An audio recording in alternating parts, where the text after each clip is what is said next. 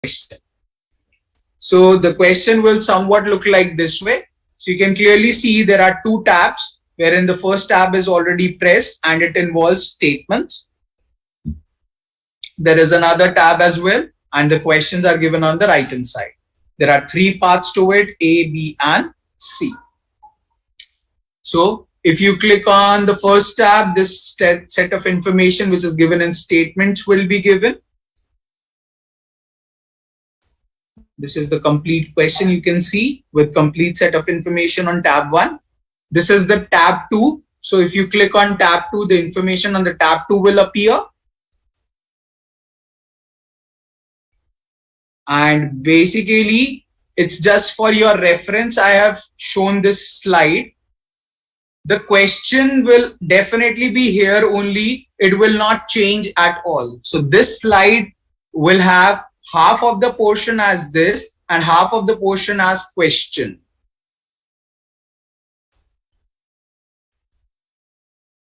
And this is just, I'm displaying the information, and this can never happen together. That means the two slides can never happen together. If you click on first slide, the information on the first slide will appear. If you click on the second slide, the information on the second slide will appear. And you can see that the two slides have different set of information. This is like a reading comprehension, and this is a table given to you.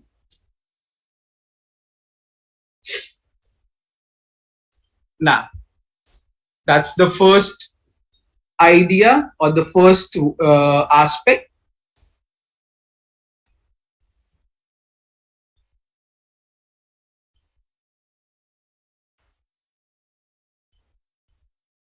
Sandeep, I have not explained anything. So what should I explain again? I'm not explaining anything. I'm just showing you how the question looks like. So I'm just telling you the question looks like somewhat this way, wherein left hand side has the information, right hand side has the question. Yeah, so the table was this only. I said the left hand side will be about information, which will look like this. So that table was somewhat what you are looking at the screen right now. And the right hand side will be the question. Question A, B, and C. It's the same thing. I'm just showing how the question will look like. And I told you this fact that in the information set, the left hand side portion will have 2 to 3 tabs. So whatever tab you will click on, the information on that particular tab will appear, and the right hand side as the question will remain as it is same. There will be no change in that till the time you will look at the question. So that's the first variant. The second variant is the table analysis. In this particular case as well, again, the screen will be divided into 2 portions. The left hand side will be the information and the right hand side will be the question. But out here, the information part will be given in the form of a table. And that table will definitely have a drop down menu. So there will be different headings in this table, and all those headings will be there present in the drop down menu. So whatever heading you will select in the drop down menu, this table will become or will take its position in the ascending order for that particular column. So let me show you what exactly I'm trying to say.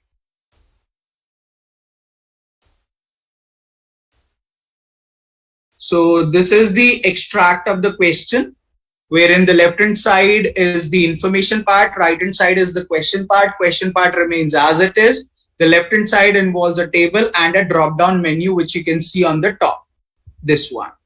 So when you click on the drop down menu, likewise, if you see right now, it is according to the vegetables, and you can see the names of the vegetables are in the ascending order starting from A till Z.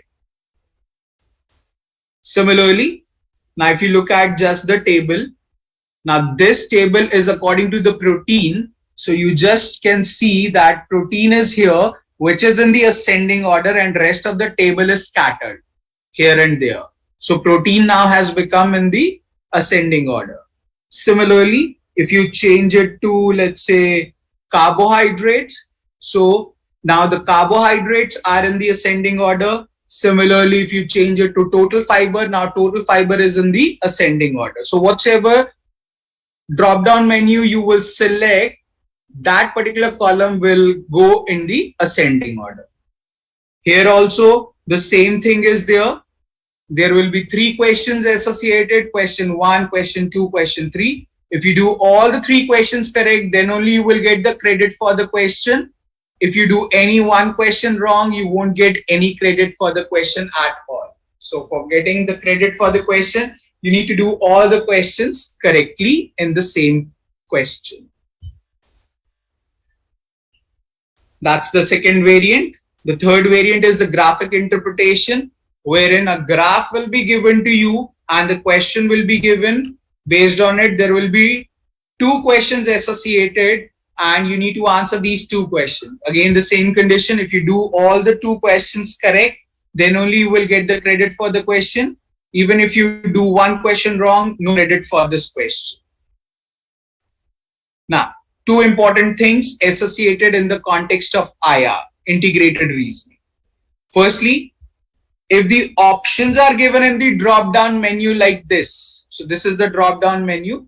If the options are given in the drop down menu, then the options can be in, range form. The options can be in the exact number. If it is in the range form, let's say 1 to 10, 11 to 20, then approximation is very much required in the question. So you don't need to exactly solve the question, you just need to approximate to get the correct answer.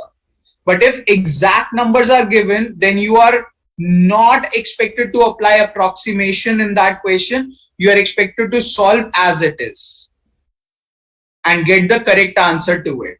And for that, you can take the help from the on-screen calculator. So in this particular section, on-screen calculator will be available, and if such kind of question appears wherein you need to find out exact values and you need to calculate the things, then definitely you are expected to use on-screen calculator. This is again. So this is going to be the third variant. Graph will be given, information will be there. Now the order can be any, likewise this, wherein graph is on the left hand side, information is out here, and then questions is at the bottom. This information can be at the top, graph in between, and questions below. Doesn't matter what exactly is the order. The point is to overall understand the question and get the meaning out of it correctly. That's the whole idea. And finally, the last variant, which is 2-part analysis. It's like a critical reasoning question wherein information will be given at the top. Here will be 2 set of questions which will be asked, and it is going to be column wise. So you are expected to mark one of the choice in each section. That means in this column, you are expected to mark only one answer, and in this column, you are expected to mark only one answer. That means in the complete question, in this particular complete question, only one person will get verbal warning and only one person will get written reprimand. So this question is about giving verbal warning and written reprimand. So only one person out of A, B, C, D, E will get verbal warning, and only one person will get a written reprimand. Likewise, you can also read out here, make only 2 selections, 1 in each column. So it's already written. Do focus on the words given in the question. So now, one by one, we are expected to solve out the question. So we'll go one by one. First of all, we will be doing the MSR question.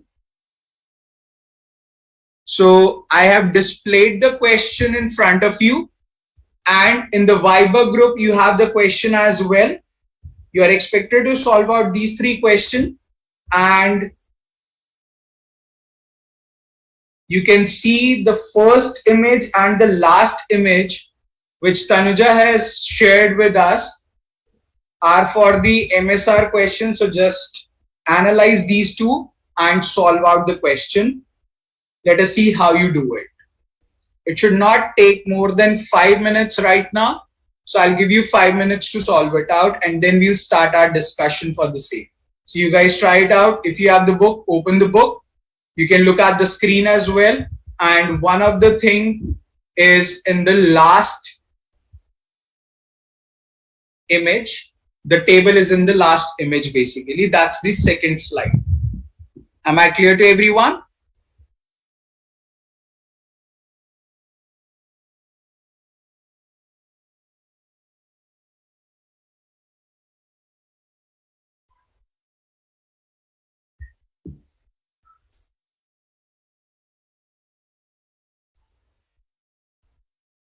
I asked, am I clear to everyone?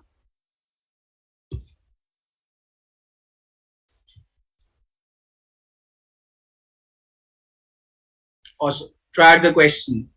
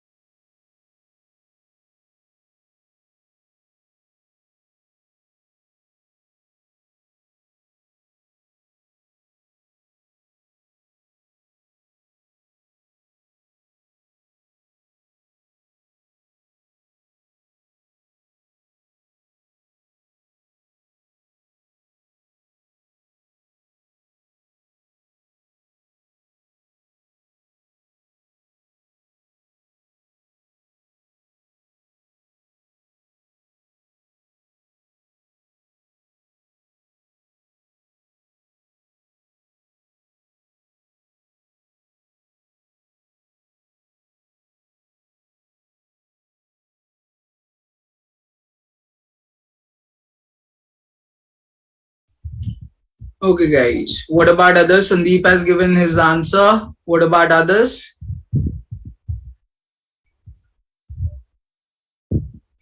Sandeep says inferable, not. Okay. Inferable. All three inferable.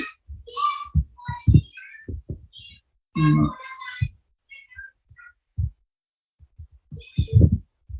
Okay. Middle is not. Okay. Inferable, not inferable.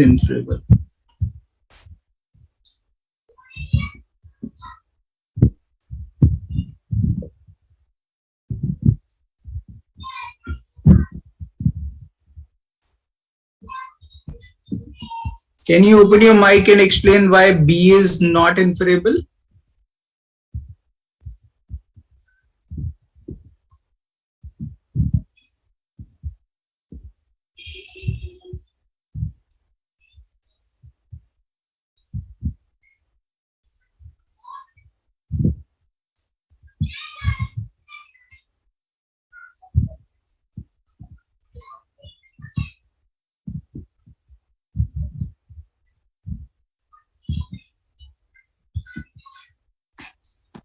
No idea, sir. It just clicked that time.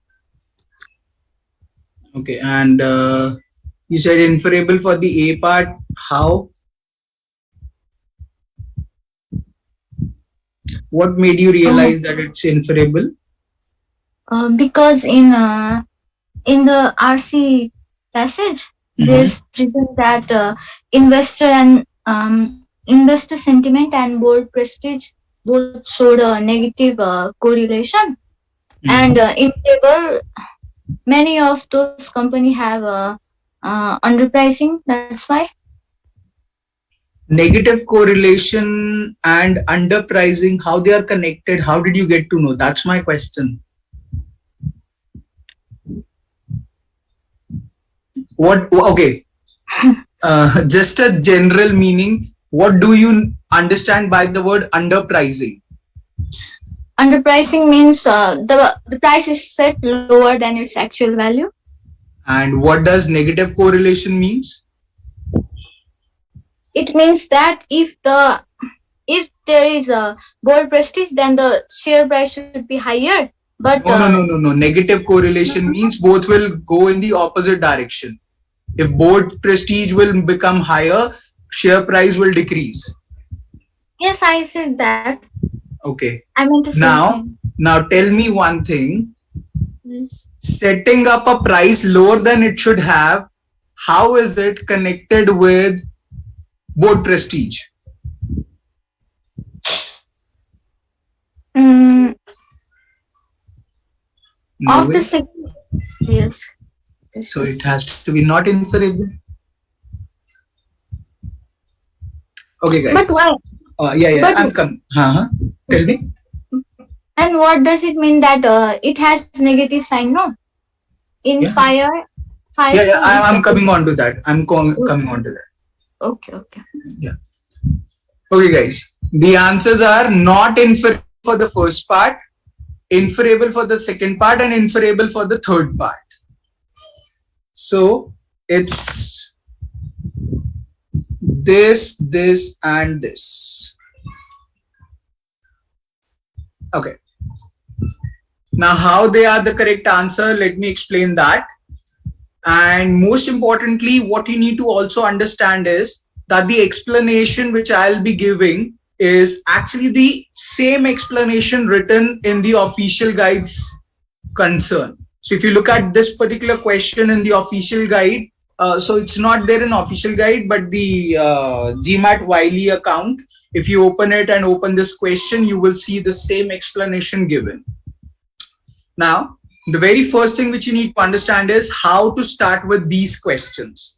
So when a multi-source reasoning is question given to you, then in that case, you are expected to read the first tab, then go on to the second tab, and then finally read the first question out here. Now, when you will read the first question, then you will encounter the fact where have you read the particular information about this question, and you can relate onto that portion and reread that particular statement or information, and then finally analyze what should be the correct answer to the question. Now the question says IPOs of the firm with prestigious boards were more likely to be underpriced than the other firms. Now you can also do one thing. What you can simply do is you can read the first question, the very first thing in this question. Read the first question as the first thing in the question, and then start reading information, and then you can easily relate where it is relating to, so that it can save your time. So I first of all make you understand the question. It says IPOs of the firms with prestigious board were more likely to be underpriced. IPO of the firm with the prestigious board were more likely to be underpriced than of the other firms. Now, what you need to do is, as I mentioned, yes means yes, no means no. So you are expected to find out this particular statement in the given set of information. If the same statement is given out here, then you will mark inferable to the question, and if the same information is not given, then you are going to mark not inferable. You're not going to go by the meanings. I would say you are expected to just go by yes or no concern. Is the same statement present in here or not is the only concern. Further, if you notice the statement from here, however, till the last out here, it says, however, after examining the firms listed, they were surprised to see that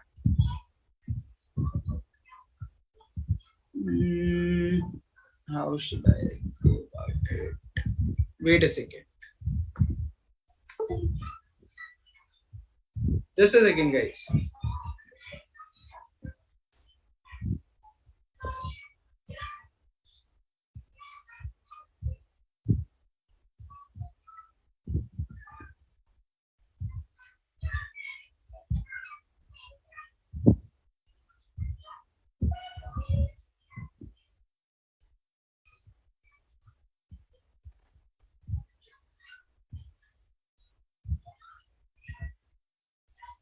Okay.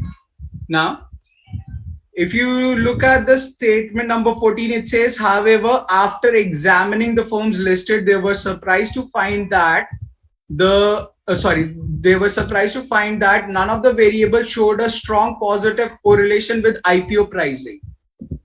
None of the variables showed strong positive relation with IPO pricing. Do remember, pricing of the IPO has nothing to do with underpricing of the IPO. And in fact, investor sentiment and board prestige both showed a negative correlation. Investor sentiment and board prestige both showed a negative correlation. Okay. Board prestige showed a negative correlation. That's okay. That means if board prestige will go down, then price has to be higher. If board prestige is higher, then price will be lower. But then this has nothing to do with underpricing of the IPO. Underpricing means price is set lower than it should have, and it has no connection with the board prestige out here. So therefore, this statement is not inferable from the given set of information because it has no relation out here directly. Is that okay and clear to everyone?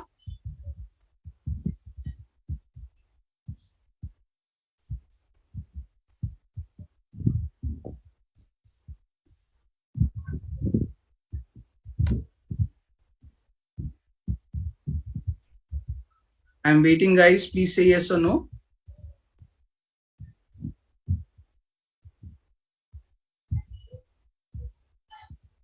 Okay, then open your mic and speak what is not clear.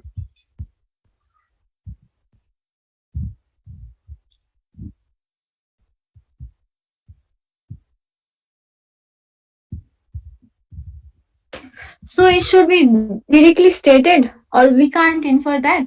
No, we can't infer that. A GMAT's official guide says one more particular thing about IR questions, that no prior knowledge of yours is required in the question. Whatever has been stated in the question will be termed as true and correct. So basically, the point is, if you have any information or any knowledge about IPO, and if that is present or not present in the set of information, has no relation in the actuality. So if the IPO price, obviously board prestige cannot have negative correlation at all. It's very obvious, if board's prestige will increase, the prices of the share should also increase. But that's not the case out here. So if you apply your mind, then you will always go wrong. You just need to apply whatever is written in the statements out here directly in the questions.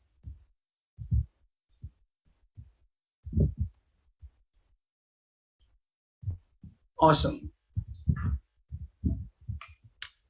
Second part says Firestone East Africa sets its IPO price slightly lower than it should have. Now, if you look at the table, you will analyze, just a second guys.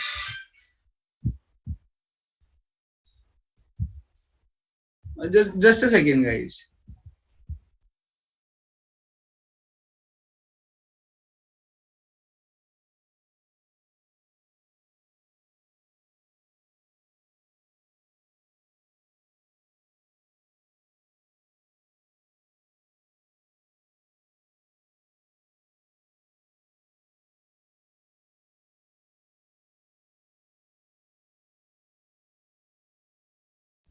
Okay, sorry guys. So I was saying that when you look at this particular table, you will analyze there are certain things which are unusual. That's not normal. What's not normal? Let us analyze that. If you look at the numbers out here, you will see that all the numbers are somewhere in the similar sort of range, but there are three numbers which are basically out of the range. One is this number 0, second is this number 160, and third is this number -1. So, and this number 236 as well. So what I'm trying to say out here is that these are going to be four unusual numbers which you can see in this table. And definitely you will be asked certain questions regarding these numbers for sure. And you will analyze further that the second question and the third question is out of these four numbers only. One is about Mumia Sugar, other is about Firestone East Africa, and both are there in the unusual set. So you are expected to do what? When you are reading the information, look for the most unusual thing in the question and try to understand that.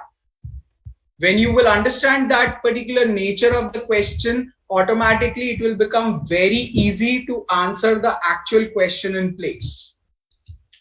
Now the question was, Firestone East Africa sets its IPO price slightly lower than it should have. So you can clearly see it should have been 35.5, but it has the value 35. So they have set slightly lower. So it's going to be inferable. Am I clear to everyone?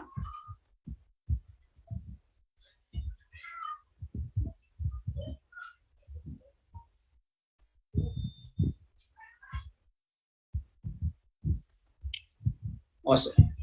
And if you look at the third question, it says at least one of the firms examined by the researcher did not have underpriced IPO. You can clearly see Mumia Sugar is the one which has same IPO price. There is no change. 0 is the underpricing. Percent underpricing is 0. So definitely there is at least one firm which does not have underpriced IPO. So you can clearly see that. So henceforth, this is also inferable from the given set of information, which is out here. So the correct answers for this question will become